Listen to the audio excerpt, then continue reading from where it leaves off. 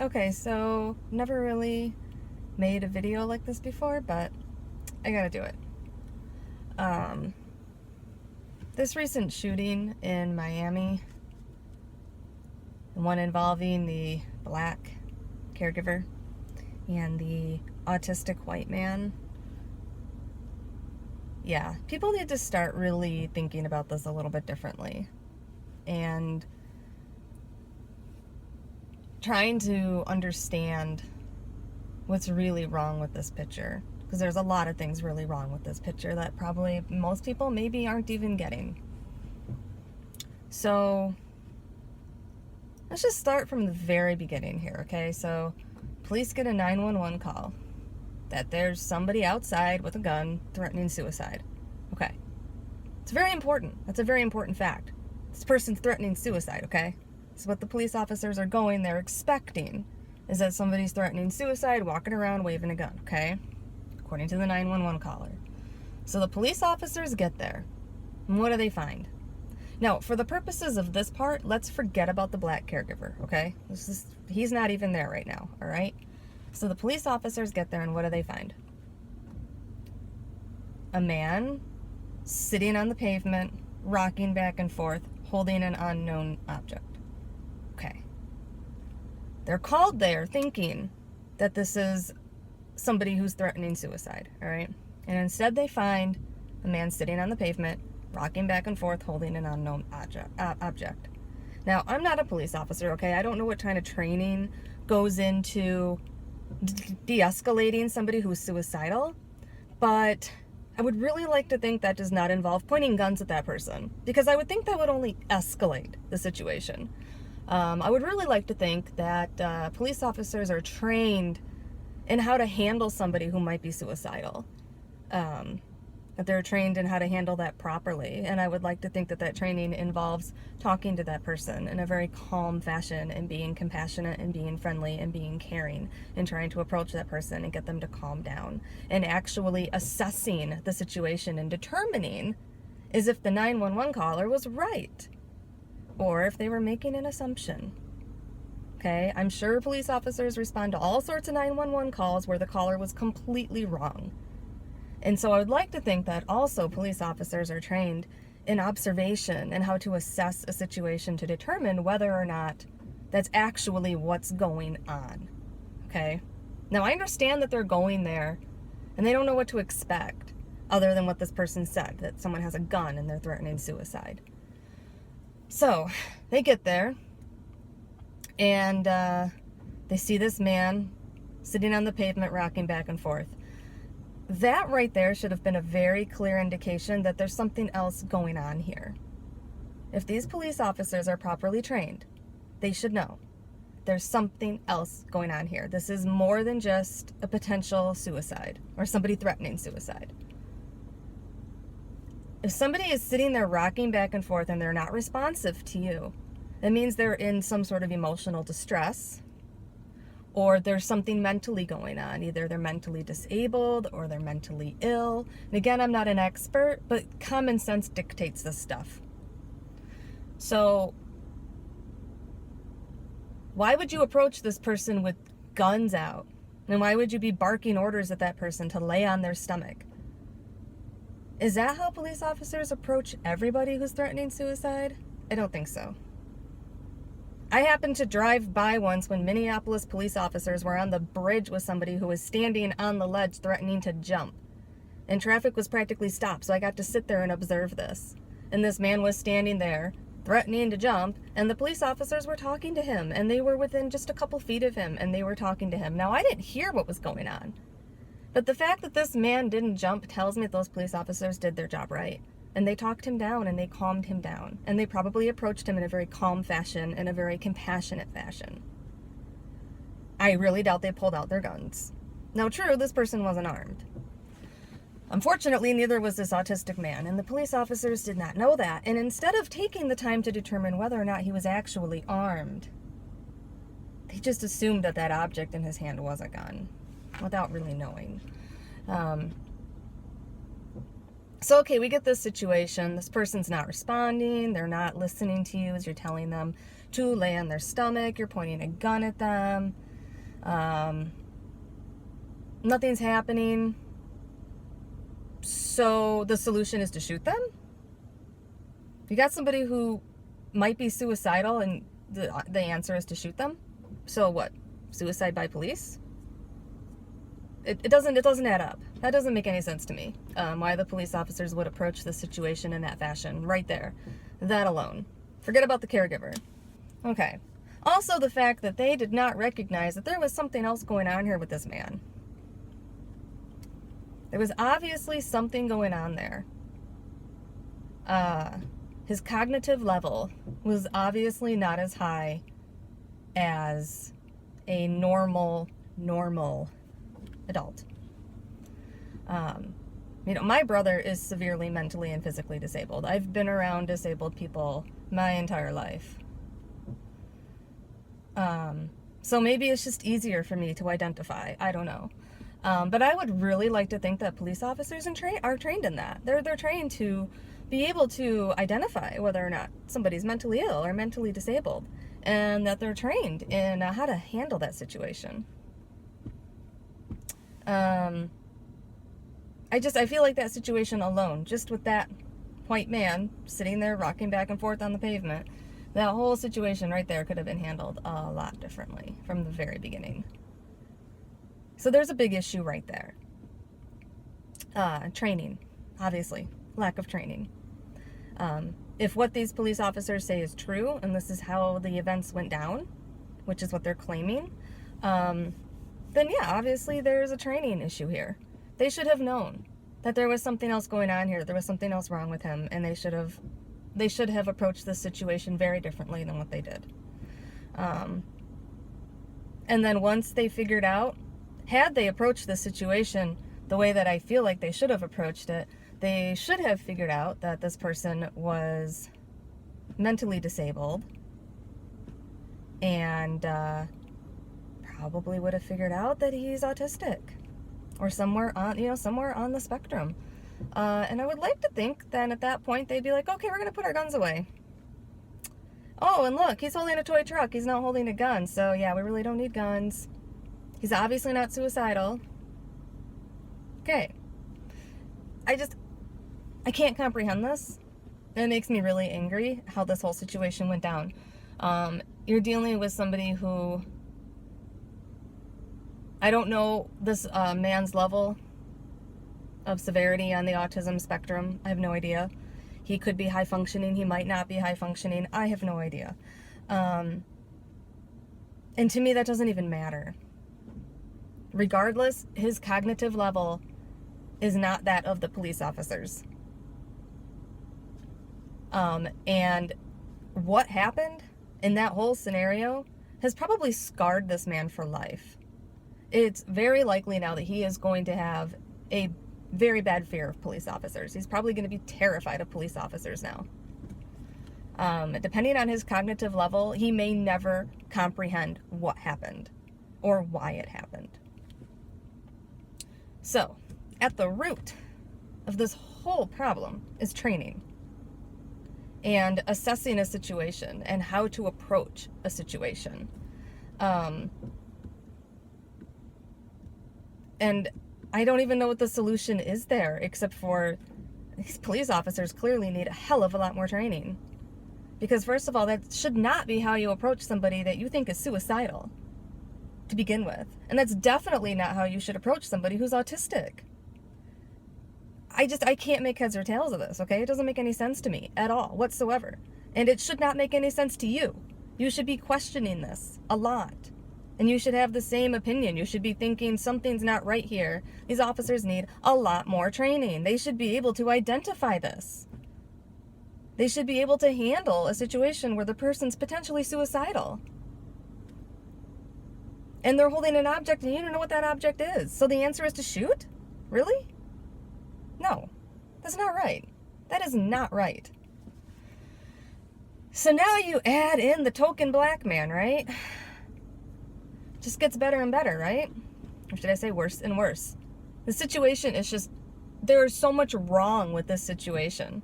There's so much to be outraged by here. And everyone should be outraged by this. So now you add in the caregiver, who just conveniently happens to be black, right? I mean that sarcastically. He's out there trying to de-escalate the situation. Okay? He's out there complying with the police officers. He's lying on his back. He has his arms up. He's not armed. And he's trying to tell the police officers that he is this man's caregiver. This man is autistic, and he's holding a toy truck, not a gun. Okay? He's trying to tell these police officers this, right? Okay. For whatever reason, they don't listen. And for whatever reason, they shoot him. Okay. Let's back up now. These police, the police officer that did the shooting is insisting that it was an accident. That he meant to shoot the other man because he thought the other man was armed. Okay. But according to the 911 caller, this other man was also suicidal. So what this cop is saying is, I meant to shoot the suicidal person who I thought might be armed. Okay. Again, why would you shoot someone who's potentially suicidal instead of trying to talk to them? So now let's go back to this poor black man who's a caregiver. He's this guy's therapist trying to help, and he gets shot. Okay. The fact that he got shot should bother the hell out of a lot of people. That should really bother everyone. I don't know how anybody can be okay with this situation, okay? And I am sick to death of reading comments from people saying, oh, well, I'm just going to withhold judgment because we don't know what all happened there. And there's some of that video that's missing. You know, oh, how convenient that they quit recording for this period of time and they didn't show the actual shooting. So what happened there? Oh, I can't say anything, and we can't judge the police officers until we know. No. There is absolutely nothing missing from that video that justifies this. Nothing. I am telling you that right now. There is nothing missing from this video that justifies that. All the facts are already known, okay? You already know everything you need to know. The facts are there. No gun was recovered from the scene. Neither of these people were armed, okay? And the fact that the black man was shot, not their target, that's a fact. There is nothing missing that you need to know to pass judgment. You know everything you need to know. They shot at an autistic man, okay? And then they accidentally shoot the black man instead. Now let's talk about that for a second, okay? The autistic man is sitting up, all right? Now, I don't own guns. I don't know a lot about guns. I'm not an expert. Yes, I've shot guns before. But you know what common sense dictates? Is that a larger target is easier to shoot than a smaller target. So which one's the bigger target here? The one that they said was the threat. The one that they said was armed, right? The white man that's sitting up. He's sitting up. He's got a bigger target, right? You got the black man laying down. So you have a long, thinner target. Yet somehow he's the one that ends up getting shot when they're supposedly aiming at the bigger target, at the white man. Somehow they accidentally shoot the black man, and then they shoot one of the smaller portions of that target, his leg. No, that does not make any sense whatsoever. That makes no sense at all. Okay, so there's that right there. Then what happens next after they shoot the black man? What happens? They approach him and they handcuff him. Then they approach the white guy and make him lay on his stomach and do whatever it is they do to him, right? And that's when they realize that he's autistic. But let's back up here. These police officers thought the white man was the threat. They thought he was the one that was the threat. They thought he was the one that was armed, not the black guy, right? That's what they're supposed to be thinking, right? That's what they went there for, and that's what they're saying, that they were aiming for the white man because the white man was the threat. He's the one that was armed. So they shoot the black man, right? And now all of a sudden it's safe to approach?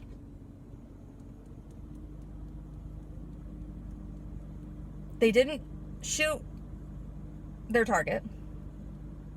They didn't take care of the person they thought was the threat. No, that person was still sitting there. potentially holding a gun, potentially being the threat. But they shot the black man, so now it's safe to approach, right? Whereas they couldn't approach before. No, they couldn't approach before and assess the situation. You know, they couldn't get closer and actually see what the hell was going on and talk to them, right? No, they couldn't do that. They had to shoot the black man first before they could approach. And they had to handcuff him, even though he wasn't armed and even though he was never the threat. He was never the target, right? That's what the officers are saying. He wasn't the target. He wasn't the threat. The white man was.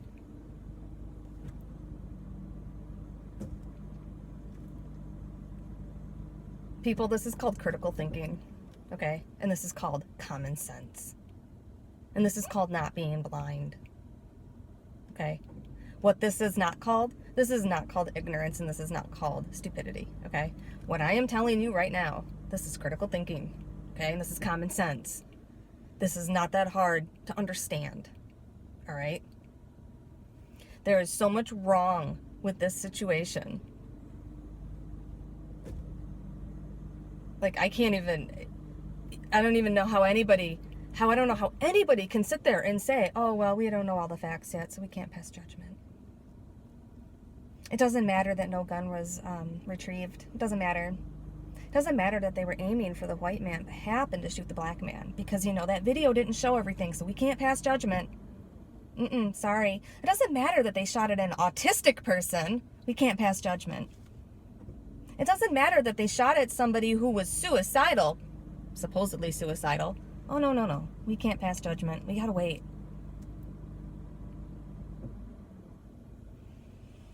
Use your brains, people. Use your brains. This is a very, very serious problem. And people are being extremely ignorant to it. Extremely. Okay? There is a serious problem here. And I hate to say it, but this cop is lying to cover his butt. He shot the black man on purpose. I'm sorry. He shot that caregiver on purpose. There's just no way that was truly an accident, okay? And honestly, if what that police officer is saying, if what he is saying is true, if he was actually aiming at the white man, and that was it, truly was his intent, was to shoot the white man, and he accidentally shot the black man, then that cop needs to have his badge and his gun taken away from him, because he is a terrible shot. And he's dangerous. What if that had been a child? What if it had been an innocent bystander? I mean, if what he's saying is true, then oh my God, he is a terrible shot, and he should not have a gun. Period. And he should not be a cop. Sorry, but if you're going to be a cop, you need to know how to shoot, and you need to be able to shoot your frickin' target. At least a little bit better than what he did. And I don't buy it for 1 second that the white man was his target. I don't buy it for 1 second. And again, let's not forget that the white man is autistic. Okay? He was trying to shoot somebody who was autistic. And yeah, he didn't know that at the time, but had he actually approached the situation correctly, he would have figured it out pretty fast. And if he still couldn't figure it out, then again, he probably should not be a police officer. Okay, police officers need much better training than that. And that is what is at the root of all of this, is training. These police officers need training, better training. They need to know how to properly handle a situation where somebody is potentially suicidal.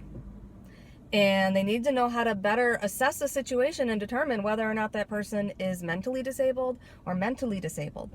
And how to handle that. And how to deal with it. And how to de-escalate it without resorting to violence. And it goes beyond that.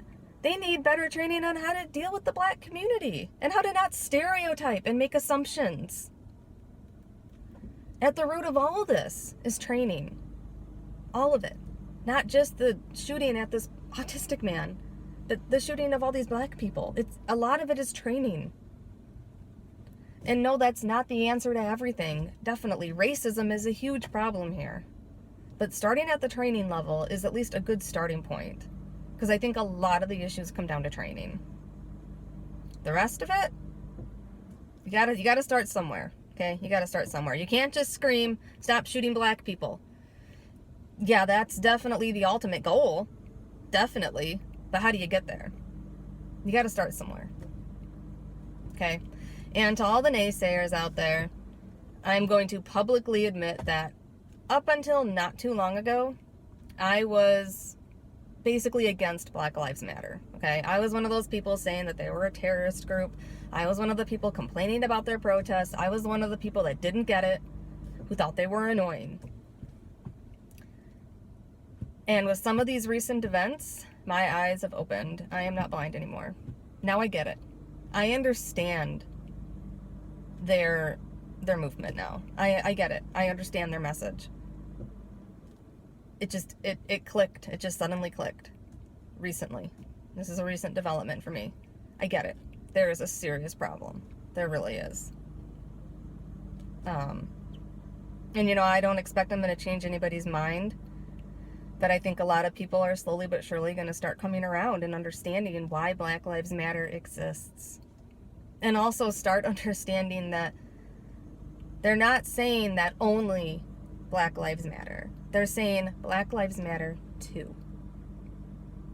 White lives matter. Asian lives matter. Hispanic lives matter. All lives matter. Nobody's denying that fact. Nobody's arguing that. All they're saying is, my life matters too.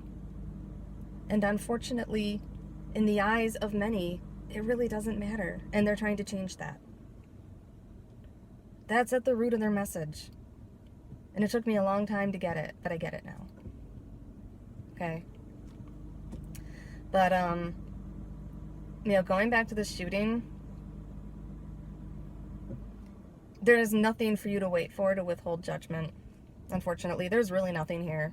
There's nothing else that could possibly come out of this that all of a sudden it's going to be okay that this officer shot at an autistic man and accidentally shot a black man.